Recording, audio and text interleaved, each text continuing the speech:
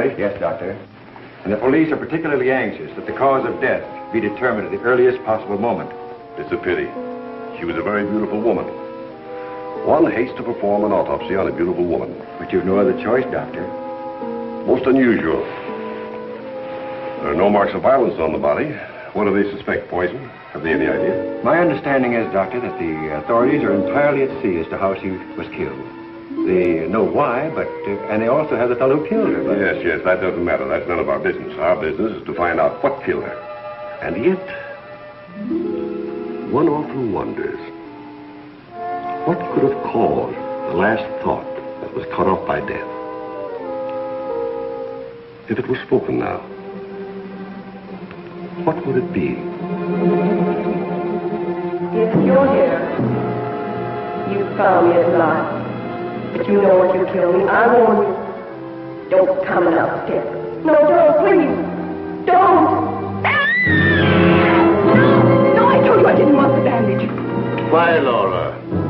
Why are you so opposed to the bandage? Does it remind you of something, perhaps? What do you mean? Oh, nothing, Laura, nothing. Now, won't you lie down again and let me complete the examination? You're a sick girl, you know, in a highly nervous condition. I want to know what you meant by saying the bandage reminded me of something. If you don't know, how should I? You don't fool me for a minute, Doctor. I know how you feel about me. Do you, Laura? Then I wish you'd tell me, for I don't know. I don't know how I feel about you at all. You're clever, Doctor. But I'm wise to you and that fool of a son of yours. How long have you been married to Ward now? Too long. And why don't you give him his divorce? He's asked you often enough. I'll give him a divorce when I'm good and ready. I see. I'm not afraid of anything he can do, or you, or anyone else. What's that? Your heart's beating like a trick hammer. I must warn you of this high state of nervous tension. What's that noise?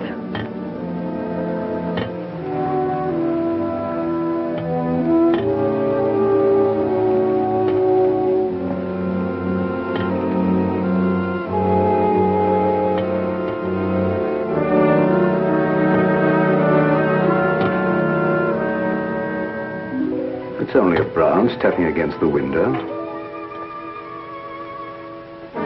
Now, my dear Laura, if you want me to help you, you must tell me what it is you fear. I told you I'm not afraid of anything. I know what's going on here. Someone's trying to scare me out, but it won't work, see?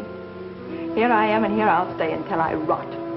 I'm afraid there's more truth in that than you suspect. Laura, I must ask you not to cause Father any more trouble. I don't want you threatening him, you hear? You too. You're so cute. I'm sure you want to be alone. You're not going to make him pay for my mistake. What are you going to do about it? I'd like to... You'd like to choke me, wouldn't you, Ward? You haven't got the nerve. Here. This is the only thing you ever gave me. You can have it back. She's right. I gave her this when we were married. It's the only gift that ever passed between us. Ward, what do you propose to do about Laura? What can I do? She won't leave me. She won't give me a divorce. Well, things can't go on this way, you know. Dad, what is the matter with her? What do you think is wrong? I don't know. She wasn't this way until she began getting those letters from abroad, you remember? Yes, it had something to do with those letters. But you would have thought that when they stopped coming, that... What is it, Elizabeth? There's a patient, Doctor, a Mrs. Williams. Williams? That's the name she gave, and she's decked out like she's going to a horse show. I can't see anyone today. Ask her to make another appointment. Dad, please don't let what's happened interfere with your practice. Oh, very well. Send her in a few minutes. Sure, Doctor. Oh, yeah, that Bill Raymond's waiting. Do you want to see him? Who's he? That private cop who's always hanging around just hoping somebody gets murdered. Oh, yes. He's probably come for his check. Take care of it, will you, Ward? Yes. Elizabeth. Yes. This for you. Gee. Thanks, Mr. Warren. But this belongs to Mrs. Van E, doesn't it? Not anymore. It's all yours. She won't get sold, will she? I don't want to have any trouble with her. You know how she is. I know. We all know, Elizabeth. I want to thank you for your patience. Run along now, Elizabeth. Yes, Doctor.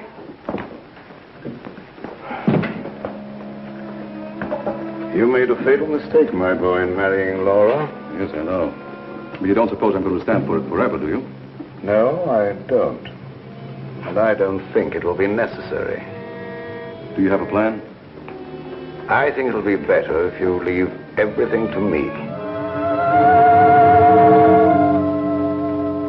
From the day a mysterious caller came to see Dr. Van E. Oh, yes, I remember now, Mrs. Williams. I spoke to you this morning on the telephone. I'm sorry, but I can't tell you any more now than I told you then. Oh, naturally, Doctor. I did not mean to imply that there were any abnormal goings-on here. I assure you there is not, Mrs. Williams, nor will there be. Nevertheless, Doctor, the way you were described to me and the way your place was described to me, I am certain that I am in the right place. May I ask from whom you obtained these descriptions? From a friend, Doctor. A mutual friend. Lily Beth, the woman I love. Can't we be friends? Stop tracking your big flat feet after me wherever I go. I've got things to do. Oh, gee, it's wonderful just to see you around, busying yourself, the little housewife.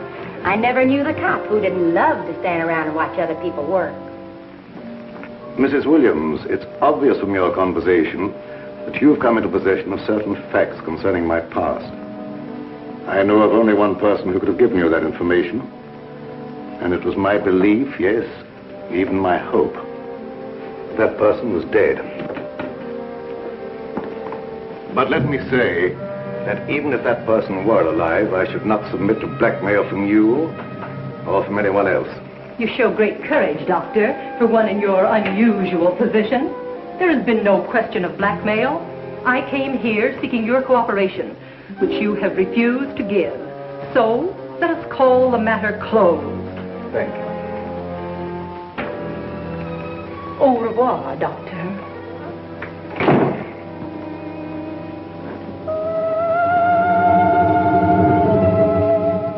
Then came this sinister pair.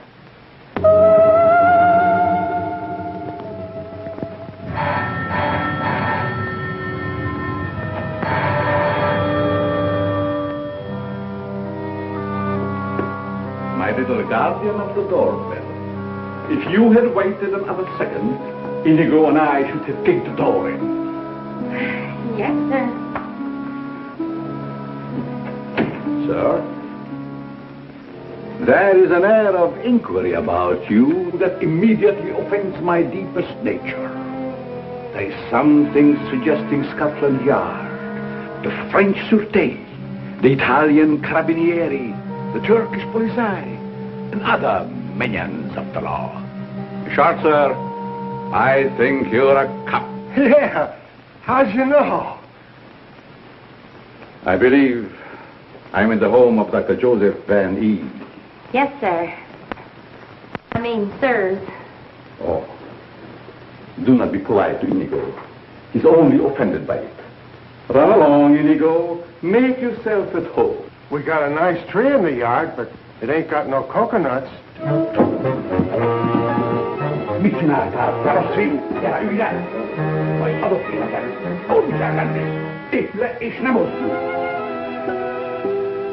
My little friend Inigo is deaf and dumb.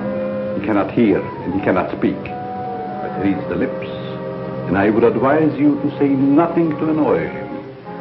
His temper is short, indeed.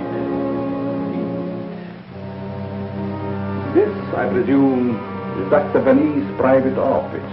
Yes, sir. But I really should announce you. My dear girl, if I allowed myself to be announced, I doubt I would be received anywhere. I'm sorry, really I am, but the doctor won't see anybody without an appointment. Appointment?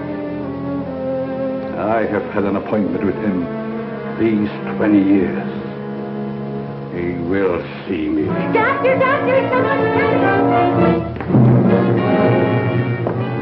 My dear doctor, truthfully can it be said that your house is your castle, protected by your countless slaves?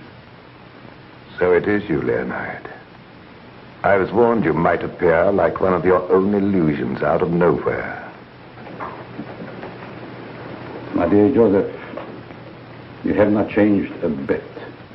Have you met my friend, Mr. Raymond? Raymond? Oh, Raymond. No doubt a relative of the great magician of the same name. Mr. Raymond is our private patrol officer. He keeps an eye on the premises for us. And other comings and goings. A very good idea, my dear Joseph. To have a private bodyguard at your beck and call. Well, you fellas are old friends, I can see that. Oh, yes. Old friends. Well, then maybe you'd like to be alone to talk over old times. A very good suggestion. Thank you, Mr. Raymond. I won't be far away, Doc. Well, so long, Mr. Leonide. Don't pull any more little men out of your hat. Well, Leonide, what brings you to me after all this time? The long arm of coincidence, my dear Joseph. Simply the long arm of coincidence. Aren't you glad to see me again? No, I can't say that I am. You with your foreign background and I, what have we two in common?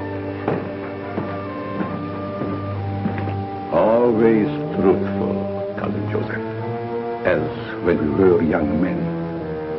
You might have said no and saved your career. But you prefer to tell the truth and ruin yourself. What do you want here, Leonide? A few days' hospitality, my dear Joseph. Nothing more. Is that too much for one cousin to ask of another? Remember, we agreed not to think of each other as cousins again, Leonide. Bygones, my dear Joseph. And I am willing to forget.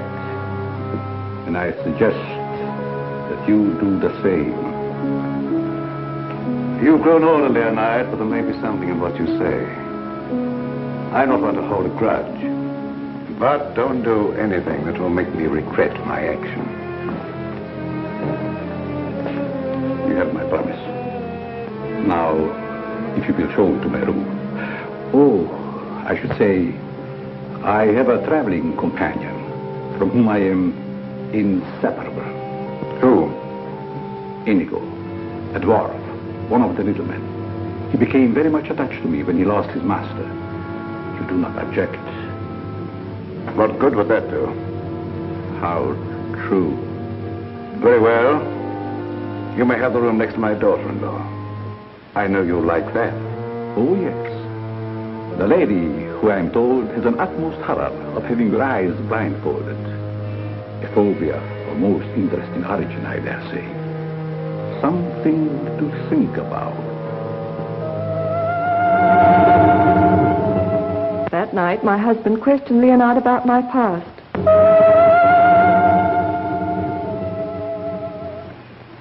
Cousin Leo.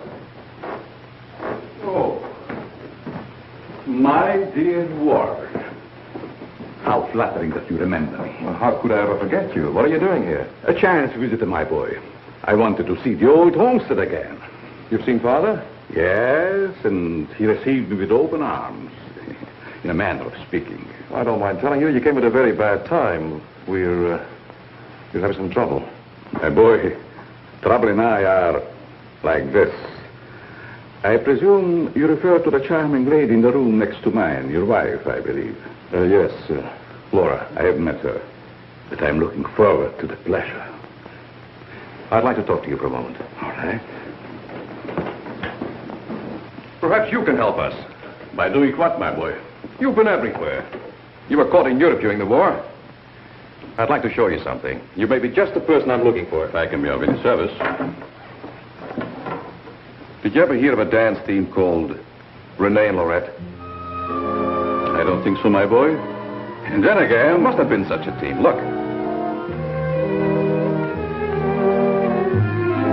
Renee and Lorette. The dance of the green mask in the green room in Paris. Green room. Yes? Oh, the face of the man does seem slightly familiar. May I ask, where you got this photograph? The maid, Lilibet, found it in Laura's room and turned it over to me. Oh, then, my boy, I'm afraid I can't help you. I played the green room on several occasions, but never with these people. In fact, I don't seem to remember them at all. And I appeared in many clubs during the occupation. I'm sure the girl behind the green mask in this picture is Laura. How can you be sure? Who can ever be sure what's behind the mask? If the people in this photograph could suddenly come to life. I'd like to know who the man is. It can be anyone, my friend. Anyone. In this makeup, it might be even I.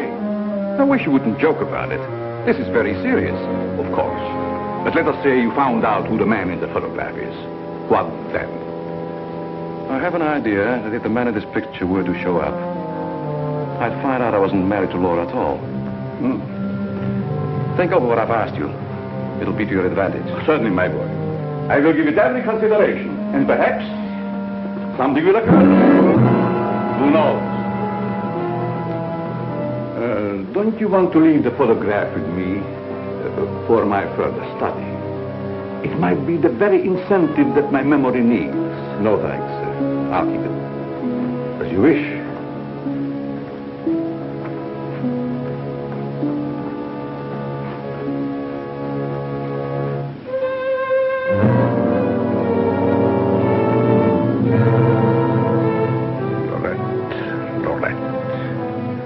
I'll make a bet the man in green will get you yet.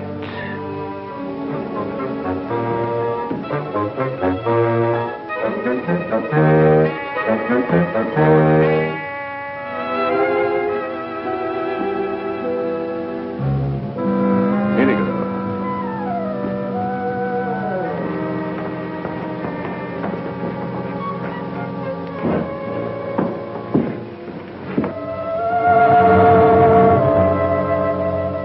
A gruesome surprise was in store for me the following morning.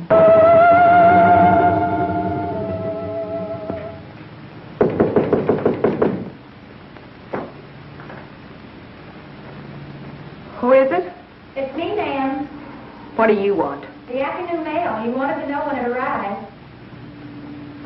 Was there anything for me? Yes, ma'am. Put it under the door. I can't. It's a package.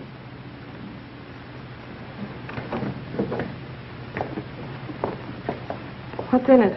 I don't know. It's against postal regulations to open other people's mail. That's never stopped you before. I'd like to know what you mean by that remark, ma'am. Oh, shut up and get out. Don't you want me to help you open No, it? I don't. Get out. It's addressed to you in green ink with a warning. Look out for the man with the green mask.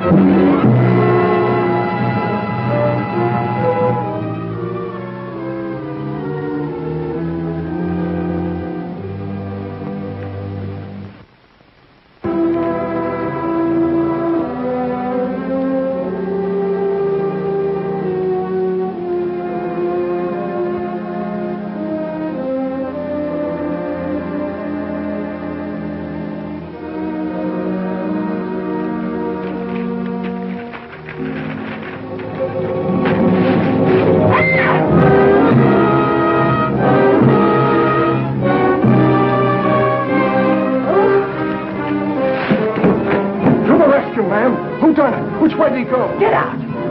Get out. I just heard you yell. I was hoping it was a murder at least. Get out. I tell you, you have no business here. Well, but you don't understand. I'm supposed to be here. That's what I'm being paid for. Paid? Yeah. You see, I'm Bill Raymond, private cop in this neck of the woods. I was hoping we'd have a little murder or something happen around here so as I could solve it and get my old job back at Sentinel Homicide. Nothing personal, of course. Who told you to say these things to me? Well, nobody said nothing to me. I was just waiting around outside to see Dr. Van Nee, and I heard you yell. So you're a friend of that crazy doctor and his son. Crazy? I wouldn't exactly say that, ma'am. The doc's a pretty good egg. You wouldn't want anyone to say you was crazy, even if you... You can go back and tell them I'm not afraid of being murdered by you or them or anyone else. No, I don't guess you are, ma'am. Still and all, if you was to get murdered and I was to find out who done it, it'd be kind of a break for me. That don't be kosher. I wouldn't say that to you, lady, even if I knew what it meant. Now will you get out? All right. I can take a hand. Nice little bedroom companion you've got there. Get out. I'll go, but don't think I'll come running next time you yell. I'll know what to think.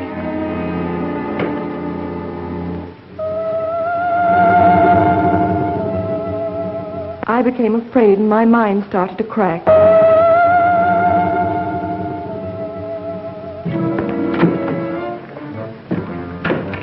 Lilybeth, my melancholy baby, where are you? Where'd you get that box? I don't know what you're talking about. You lying little snoop going through my things. What'd you do with the picture? Where is it? I didn't see it. That's the last time you put your hands on me. I'll give you one more chance, and then I told you I don't know where the picture is, and I don't know what you're talking about. It's been you all the time going through my things, opening my mail, rapping on my door at night. Now you're blaming me. I've never touched anything of yours. You've got my robe on now. Where'd you get that? I was just trying it on. Mr. Ward gave it to me. He said you didn't want it anymore. I'll tell you when there's something I don't want. Oh, shut up. It's only a dummy. A dummy? Where'd you get that thing? I suppose you're going to tell me you don't know anything about that either. Oh, I bet it was in the box. In the box I brought up for you, that's what. There were no stamps on it. How did it get in the mail? I don't know. The doorbell rang, and I thought it was a mailman.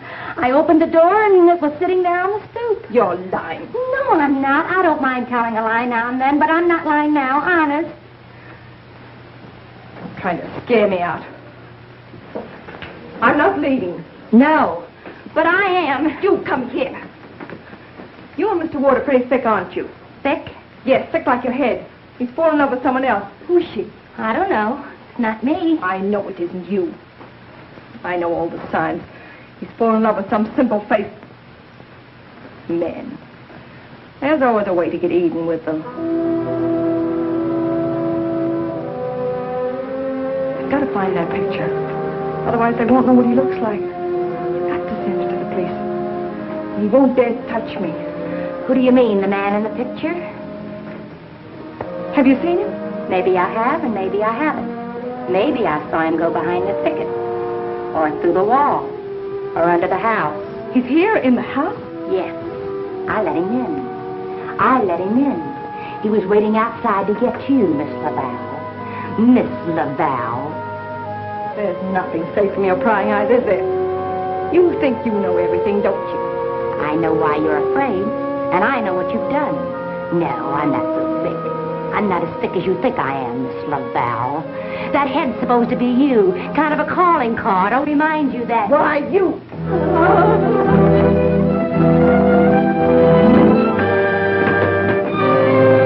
Excuse me, lady.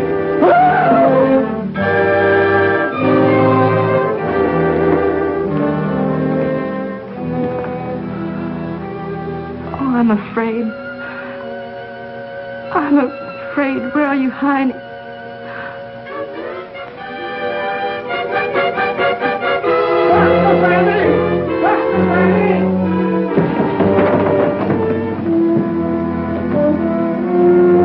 Dr. Fanny! Dr. Fanny! Doc! Fun is fun. But after all, there ain't nothing in my contract that says I gotta... Well, now I ask, is that anything to be playing football with? Where did you get that, Raymond? Miss Fanny chucked it at me like I was a pass receiver for a football team. And I'm all out of practice. Let me see it. This comes from a group of anatomical specimens that was locked in a room in the cellar. How did you happen to get it? That's what I'm trying to tell you. There I was, outside her door, strictly minding my own business, understand? Listening at the keyhole. I don't think that belongs to the realm of your duties, Raymond. But, Doc, there were screams inside. You gotta admit it's within the longitude of my profession to make with an investigatory reaction thereto. What am I saying? I don't understand how his head got from its locked room in the cellar. Well, the way I heard it, it was sent to Mrs. Van A. That was rather a gruesome practical joke. Why, your anatomical locker hasn't been opened for ages. I think you once told me you'd lost the only key to it. I know. There is no key to my knowledge. Why, that thing didn't walk out of the room by itself. Hardly. Doc, I'm worried. What about, Raymond? Well, now, take this head business. The whole thing don't seem hardly serious to me. I think that if it's all the same to you, I better be checking along to other duties. You're not afraid, are you, Raymond? Who, me?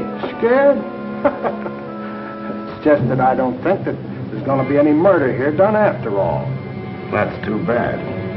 Well, it's not your fault, I guess. It's just not my lucky day, that's all. Thank you, Lilybeth. Oh, Miss Lilybeth, have you a little more coffee in the kitchen? What happened to the 3 gallons I already gave you today? Lilybeth, what you need is a good, strong, steady man. Who is always hanging around, tracking up my floors and things. What's that on your shoe? Looks like cobwebs from out of the cellar. What were you doing in the basement? It could have been the attic. Bill Raymond, you're holding out on me. What are you up to? Up to? Yes. Who asked you to go poking around in the cellar? It was in performance of my duty. What duty? What did you find? Absolutely nothing. That's what makes me so disgusted. Too bad about you. You know, Lilybeth, I think somebody around here is just kidding. They don't mean business at all. Why don't you just wait around and see? Say, if you got any inside dope, I wish you'd tip me off. If I'm ever going to get back to Central and prove I'm a good detective, I got to have some clues.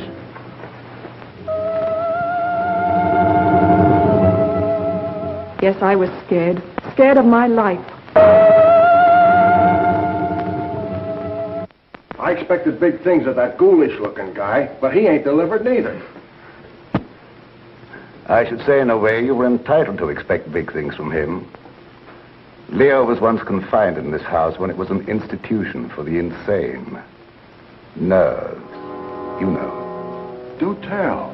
Well, then, he must know his way around the place, huh? I understand while he was here, he engineered an immense number of secret passages through which the guards could keep an eye on the inmates at night. Finally, he took one of these passages into the outside world, and we heard later he'd been seen in Europe. Ah, Europe. That's where history's being made today. Gee, I'd love to travel and... Well, perhaps you'll have an opportunity someday. Not if something don't happen around here pretty soon to make me famous. That Lilybeth. I've been trying to get a cup of coffee off of her all day. She don't care what happens to my metabolism. Metabolism. That's a good word. I wonder what it means.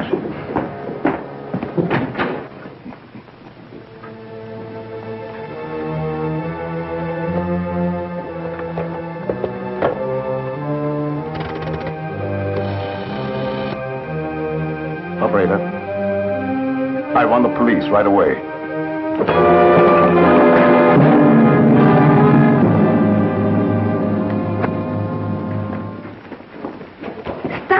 Me. But, hon, don't you want me around to protect you?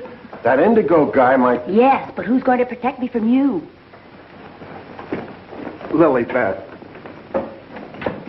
My wild Irish rose. I just live for the day when I can take you out of all this. When I can slave and get you the luxuries in life. Gee, I'd gladly work my fingers to the bone to buy you expensive motor cars and furs and jewels and things and serve you breakfast in bed. What's the matter with me? Am I crazy? Yes, and I'd hate to hang by my neck until you got me all those things. Yeah, you might get a little blue in the face. Still and all I gotta do is to find myself one slightly murdered body, and I'm in. Stop looking at me. Oh, Lilybeth, sometimes I think I'm not getting anywheres with you. What do you think? I think you've got a good idea there. All right, all right. You'll be sorry someday when you see my picture in the paper. Wait and see. Hey, Lilybeth, why don't you answer the doorbell? Maybe that Indigo guy wants in.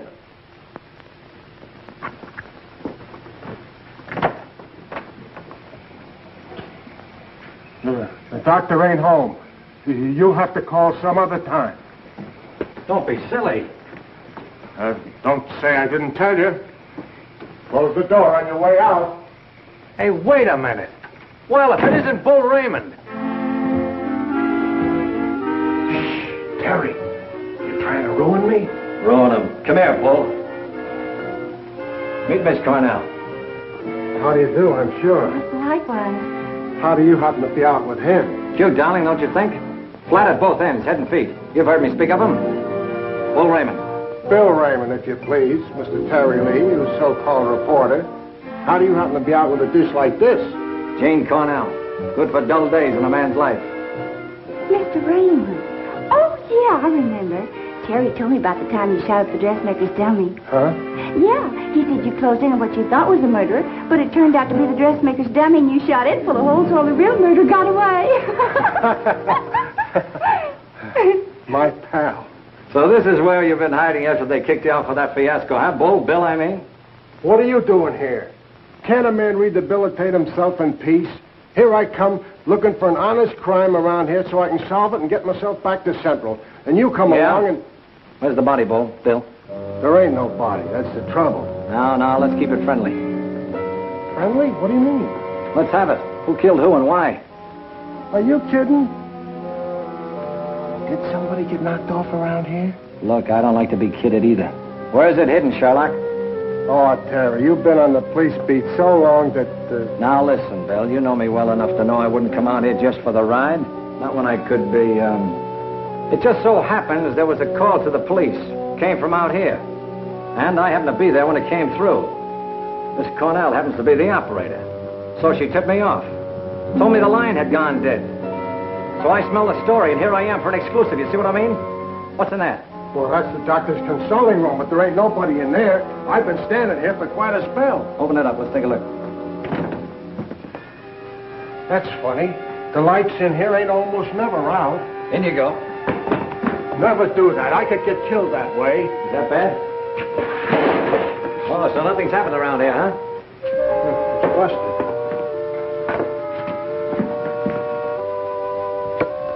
There, see? Like I said, there ain't nobody here.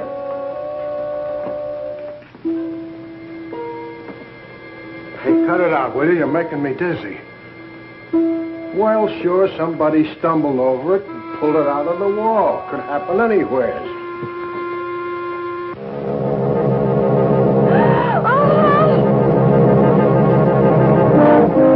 Wants to shake hands with you, Bill. Step right up. Not me. You seen it first.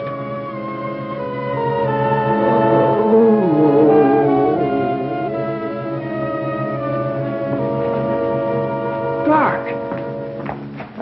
Raymond, did you try and kill me? Oh, why, Doc, why should I do that? You ain't paid me for last month yet. How long you been here? Now, let me see. I was going to make a telephone call when... Somebody conked you, huh, Doctor? Then rip the telephone wire off? Yes, I imagine that is about what happened. Who are these people? Well, they're all right, Doc. This is Terry Lee and Miss Cornell from the Times. We don't want any reporters here. Nothing's happened. Look, Doctor, nobody ever wants reporters, but then something happens and there they are. But nothing has happened. I fell and hurt my head. Oh, I see. Then you got up again, put yourself on the table, and got all nice and pretty in that shroud there. You won't get any story here. And now, if you'll excuse me, I have some work to do. Doctor, do you mind if we stick around for a while, seeing that nothing's happened? Well, why not?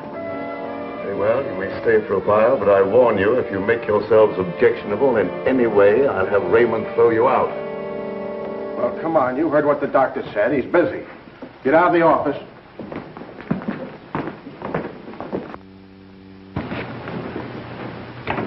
Probably a pretty nice guy, caught in a tough spot. That's the way I see it. You wouldn't want me to tell him you got kicked out of homicide, would you, Bill, old boy? Oh, Terry, you're my pal. You know that, don't you? Would I kick you out? You would if you could, Bill. Now, why can't we have a little talk, quiet like? Well, if you just follow me in the parlor over here. Oh, me too, darling, me too. Darling knows everything about everyone, and that's how I learned. Good tell. I just sit at his feet and listen. Yeah? Baby, I'm going to miss you an awful lot when I grow tired of you. Now, remember, you're just going to listen. Well, of course, darling. What else do I do when I'm with you? Sit down. Now, as I remember it, there was a singer at the Click Club who called herself Laura Laval. Didn't she marry young Ward Vanny a couple of years ago? I don't know nothing about it.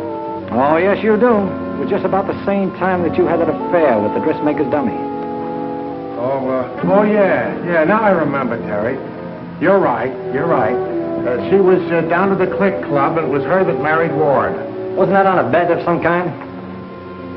Well, there was a party going on, and somebody dared Ward to ask the singer to marry him, and he thought at the time it was a good gag, and he went along with it.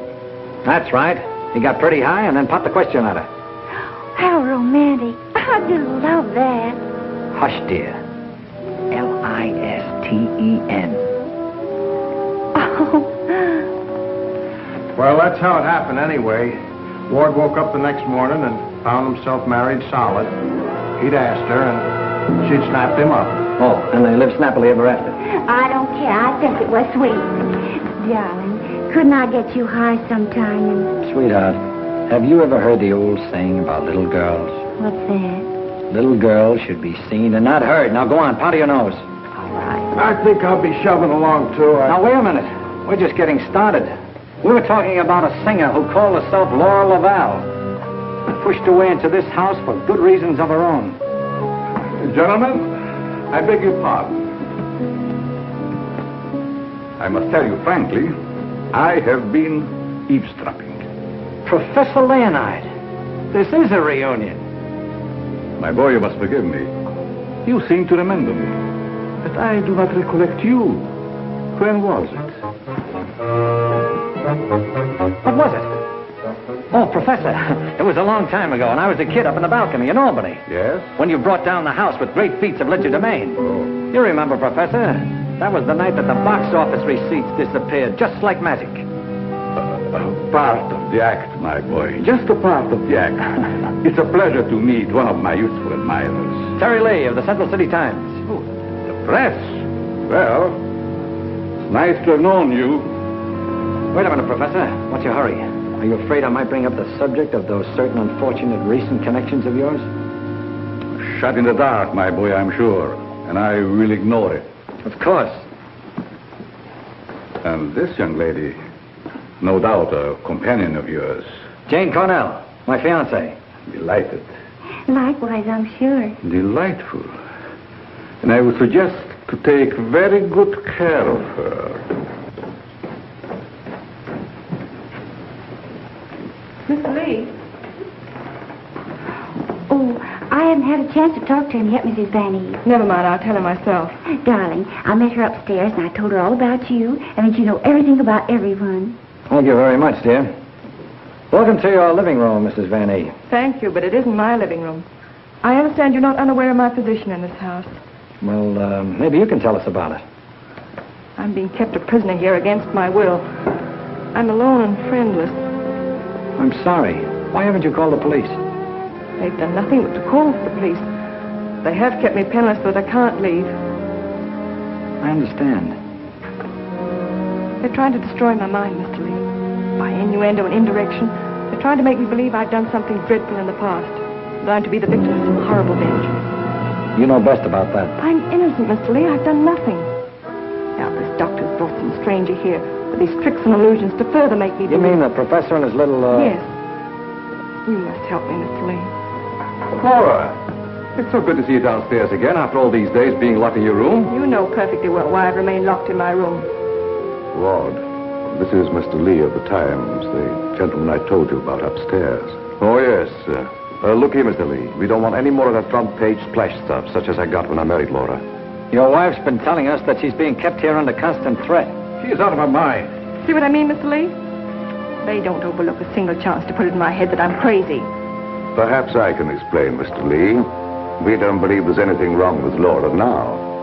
But we are sure something will happen to her mind if she continues to live under this strain. Just as I told you, they're behind it.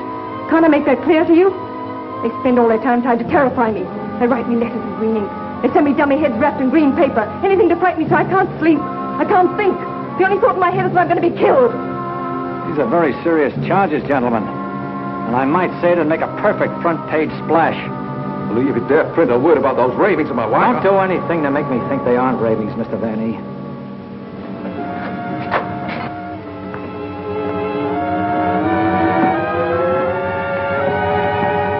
He said to put the blindfold on, and you will know the truth.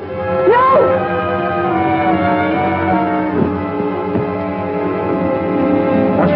Doc? Quietly. You don't mean that she's... Dead, Raymond.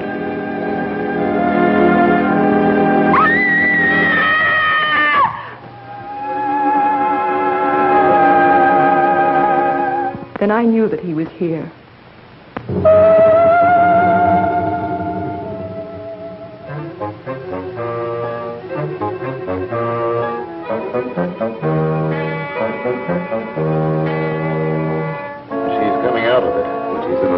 State of shock. May be necessary to administer a sedative. That's intended to shut her up. I'd like to hear her do some more talking, Doctor. If her mind is allowed to dwell upon what's happened, that may be the breaking point. Well, you've got all the answers. Look here, Lee, I don't like your tone. If you have any insinuations to make them to me. Okay, I will. Suppose you and I talk this over downstairs. I don't recognize your right to question me. However, if it'll make you leave Father alone...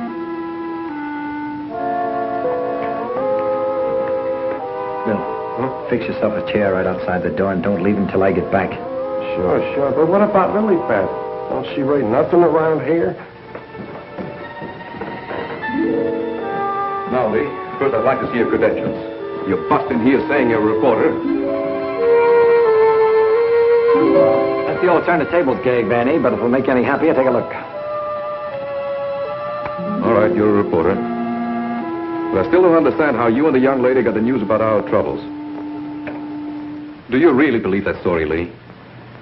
Do you in your right senses really believe that we are keeping Laura a prisoner here? That's what the lady says. She said that... Nonsense. Nothing would please me more than if she got out. Look, I don't get any of this stuff, Vanny, but there's a tricky deal going on around here, and I intend to sit in on it. Too bad I can't flash the city desk to make ready for a front-page replay. Yes, isn't it? Either your wife is the victim of a well-plotted program of persecution calculated to drive her insane, or she's the witch you say she is. You're the fellow with the nose for news. What does it tell you? It tells me that right now I'd like to know where your disappearing relative is.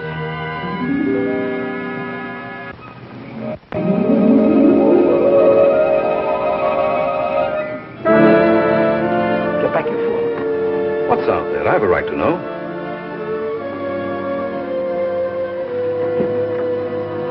Don't see anything. What was it? It isn't possible. It isn't possible, of course. What do you see out there, Lee? I've had enough of this. Come on. Are you nervous, Miss Cornell? Oh, no. I think it's very exciting. Well, Professor, I thought I just saw you outside banging at the moon. You disturbed her sleep. Child. Where have you been? How about you start acting normally for a change? You're bringing suspicion upon all of us. I, my boy? What have I done? Suppose you tell us. Has no one arranged to silence you yet, Mr. Lee? What a pity. I don't silence very easy, Professor. And it'd take a lot more than what you've done to her. Do you suggest that I had a hand in that poor girl's unfortunate demise? Why don't you behave yourself, Professor? Mr. Van E here has the right idea. You're just gumming up the works. I did my humble best. Who are you working for? What do you expect to get out of it? I'm discharging a debt, Mr. Lee. A debt contracted many years ago. Now, are you any wiser than you were a moment ago? No, but I'm beginning to get a general idea. By the way, how's that little girl of yours? I hope fervently that nothing happened to her. She would look so beautiful lying here. Look, Professor, I may not have been very smart in bringing Miss Cornell here, but if I thought you had any plan to do that... Why do you persist in making me the villain, Mr. Lee?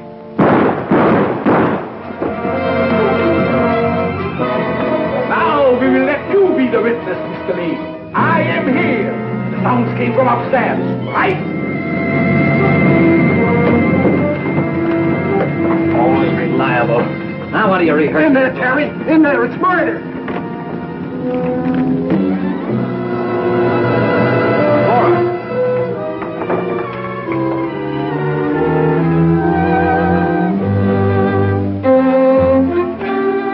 Jenny, wake up! Wake up!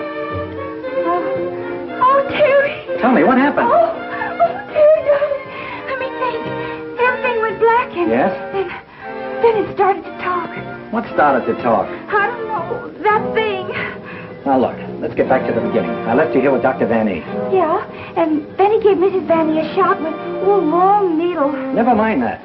All right. Then he said, would I sit with Mrs. Van E? Okay. Where is she now? Who? Mrs. Van E. Where did she go? That's just what I asked you, Janie. Well, she was right here. Then Dr. Van E went out. Then what happened? Well, then Bill Raymond came in. Oh, that's great. The two of you in the same room at the same time. How did you communicate with each other? Sign language? Oh, I don't care. All you do is make fun of me. I didn't ask to come to this, whatever it is. Oh, yes, you did, dear. Don't you remember? You said you wanted to see what the life of a reporter was like. Don't forget, Mr. Lee, one must not expect too much of certain types of mentality. Shut up, Bill Raymond. I remember you when you couldn't even make your X. Oh, I want to go home. We can't go home, darling. We've got to get a story. Why? You don't understand. Yes, I do. Why do we have to get the story? Who cares? She's got you there. All right. Now, you tell me, what happened to you? Me? Oh, well, you said to stay outside the door, and I pulled up a chair. That's right. She was inside the door, and you were outside.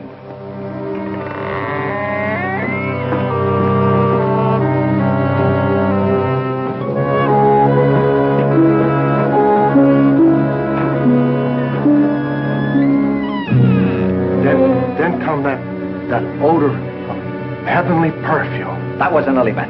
It was sweet and penetrating, like an ancient drug. And I felt kind of sleepy-like. Oh, so sleepy.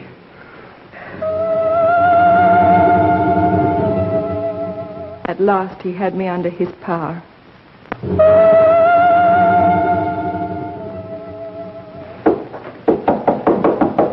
There must be a button or a gadget of some kind around here. 2 o'clock, almost deadline for the 9 o'clock final. Oh, Terry, what makes you think there's anything behind them walls? I've got a sneaking suspicion that the professor uses them for a disappearing act. I wish Lilybeth was here. Take me a cup of coffee.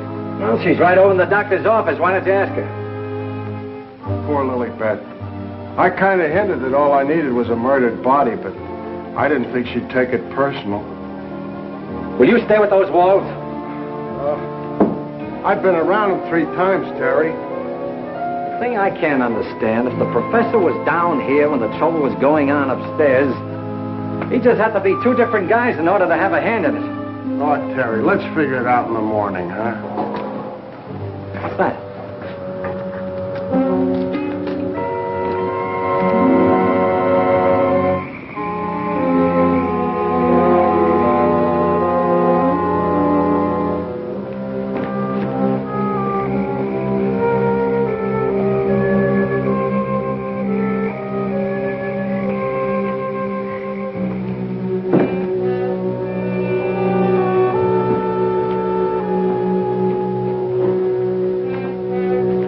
Wake up. Either something or somebody opened the front door. Oh, that's the shortest night's sleep I've had in a long time. All right. Now that you're good and rested, let's see if we can understand what happened upstairs. Well, do you think it had something to do with that picture, maybe, that Lilybeth found in Mrs. Van E's room? What picture? Oh, the one with the couple with the 2 masks, you know, like we found, like that mask. Who has the picture now? Well, young Van E, I guess. That's the point. Where has Mr. Van E been since his wife's disappearance? Well, him and his old man are sleeping, but I guess they got some sense. Oh, no. I've already checked that, and they haven't slept in their beds tonight. Wake up! I refuse to answer on the grounds that my tend to incriminate or degrade me. My unconscious mind. Now, look, Bill, please stay awake for a while. Now, look, tell me, what happened when you smelled that sweet odor in the hall upstairs? No, it smelled lovely. Lovely, that's all I can remember. And Dr. Van E had already left Laura's room, is that right? Yeah, he'd gone out, and he said goodnight, and he had given her some sedative or something that he said would take care of her till morning, and then he went down the hall to his own room. And then you fell asleep? Yeah, no, I just kind of dozed off a little. Like this. Here's your coffee, sir. Terry, that's a dirty trick. Stay on the other side of that window. What for? Take a look. I'm looking. What do you see? Lily Beth! Gee, this ain't natural. Who are you talking to? The woman I love. Poor little angel. Try and speak to me. She can't hear you.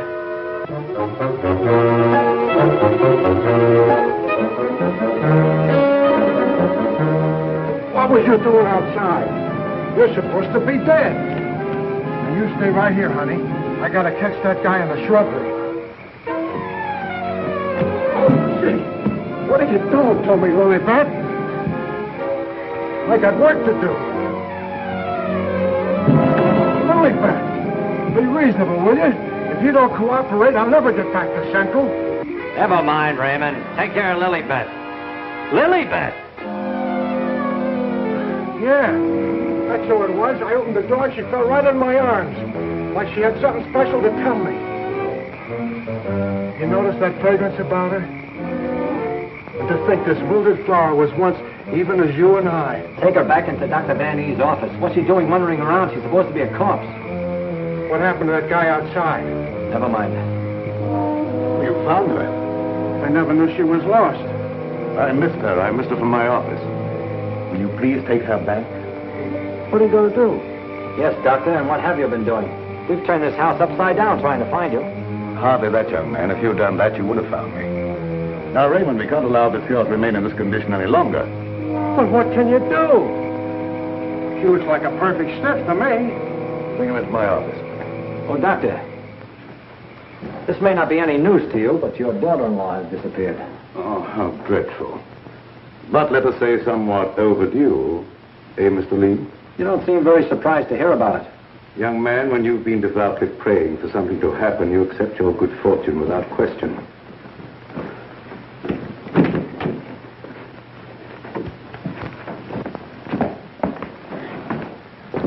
We thought that probably you might be able to throw some light on the subject. That's right, Raymond. Leave her there. There's absolutely nothing wrong with her. Huh? And you mean I've been pining away for nothing? She was put in a deep hypnotic sleep, that's all. But why? Why, Doc? Who done it? It was done so that she would obey certain orders that were transmitted to her. If that's true, then why did you declare her dead? I had my own good reasons. Would you give me one reason why you like to go around getting hit on the head? That must become a little monotonous. Mr. Lee, are you sure that you saw what you thought you saw? Well, I'm not blind. I might be getting a little dizzy in this madhouse.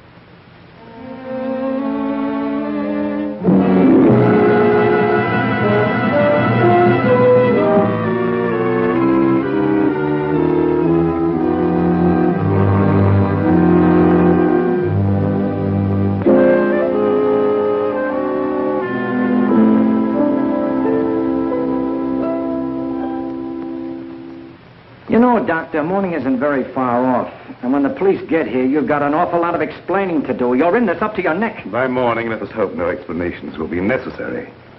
Everything will have explained itself. Poor little sleeping beauty. Do you suppose someone thought she looked weak-minded and picked her out to carry out his commands? That's not always the case, Raymond. If Leonide were here, we could settle this case very quickly. Gentlemen,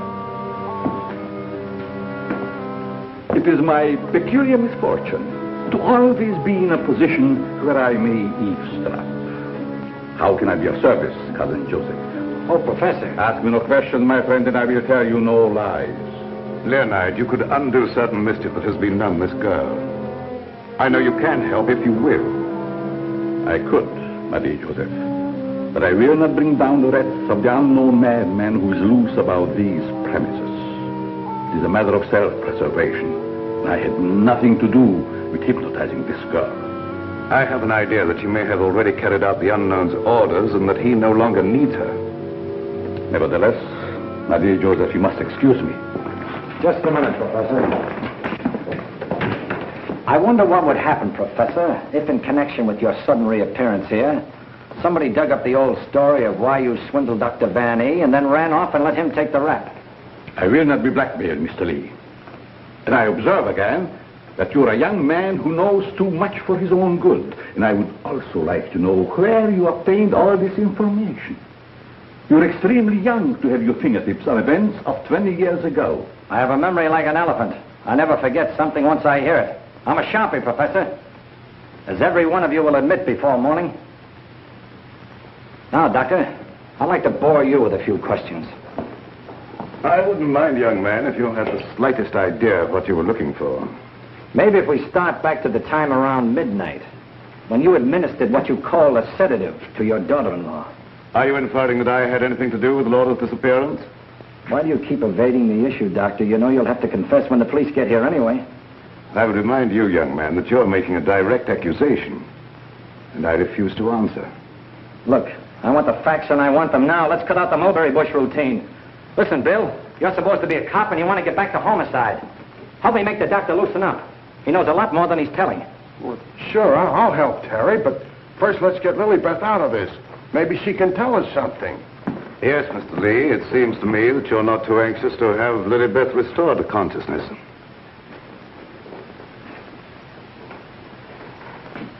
What do you hear, Doc?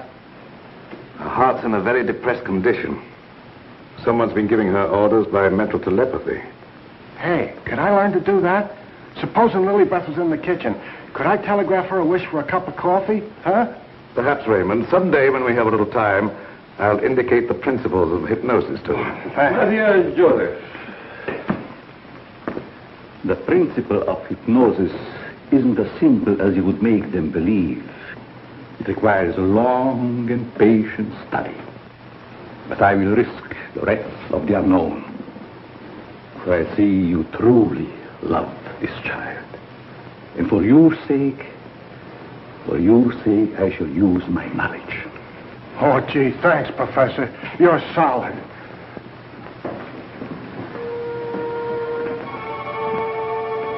Och då jag fick mig lätten och flächen mot fyrflätten larm söder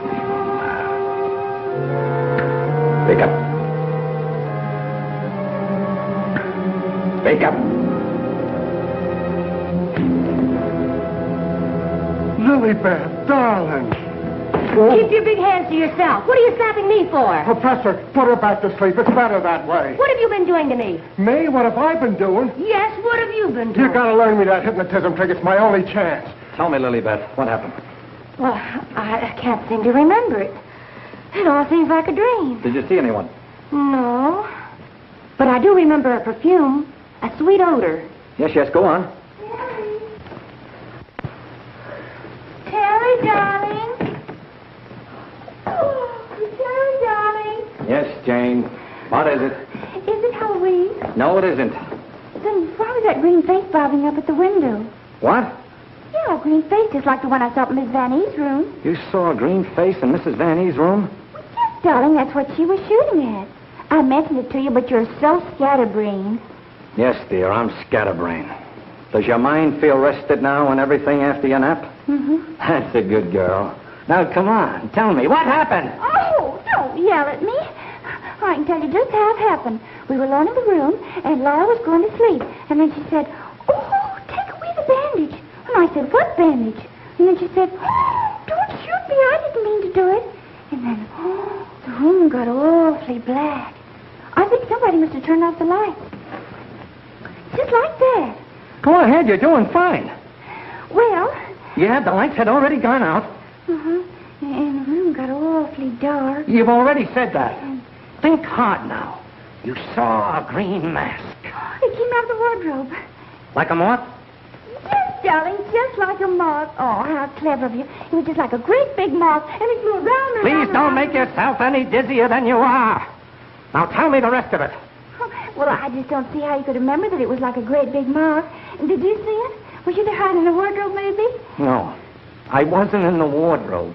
Now, look, Jane, please, be yourself. No, I mean, don't be yourself. Just relax. Relax. Mr. Lee, just a moment. Where were you? Were you upstairs? No, I was down here talking with your son. And by the way, where is he? Here I am, Mr. Lee. What can I do for you? Will you stop it? Yes, I was listening outside the door. You haven't answered my father's question yet. Oh, come on, take it easy, take it easy. Maybe you can tell us where you've been, Mr. Vanny. Of course you don't know anything about your wife's whereabouts. Oh, go on, tell him where she is. I want to go home. I'm hungry. Quiet, everybody, quiet! Laura! Don't. No, don't. Don't.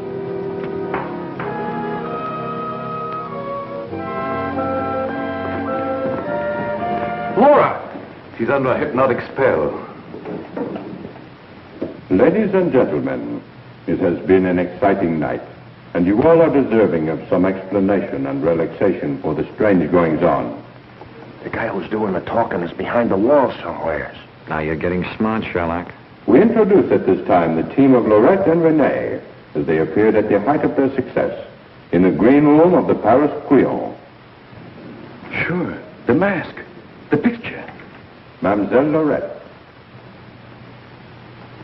Now I know who he is. Mademoiselle Lorette will now put a bandage over her eyes, the better to see the inner truth. Very good, Renee. Very good. Just like the old time. Would any member of the audience like to ask Mademoiselle a question? Come, Mr. Lee. You have been so full of questions up to now. I'm thinking, brother. We cannot keep Mademoiselle too long in this delicate mental balance. She has been under a great strain lately. Then I will ask the questions myself. Yes, Renee, I'm at your command. Are you afraid now? No, I'm quite safe. Will you tell the truth? Yes. They came to me and said your partner, he of the magic feats and rare impersonations, is a spy. But we can't prove it. We will give you 1,000,000 francs if you, Lorette, bring us that proof. Now we shall know. You gave them the proof they wanted? Yes. They took him away to be killed? Yes. What was he to you, this man you betrayed? This man you sold to the enemy for money? He was my husband. When they told you he was to be executed, you sent this man a gift for his last moment before the firing squad. What was it? It was a green scarf for his eyes. Like the one you're wearing now? Yes. Why did you send it? It was my scarf. I wanted him to know I had betrayed him because I hated him. He was good and kind, but I hated him for the power he had over me. I see. That is your only defense. You hated. You thought they shot him. You escaped to America. You thought you were safe.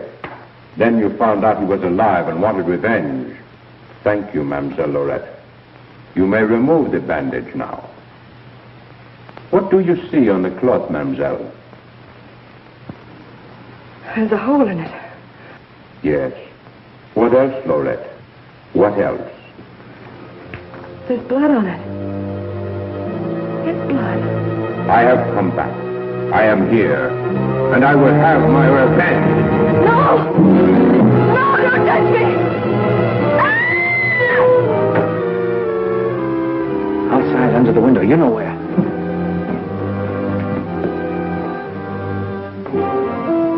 Yes, he had his revenge.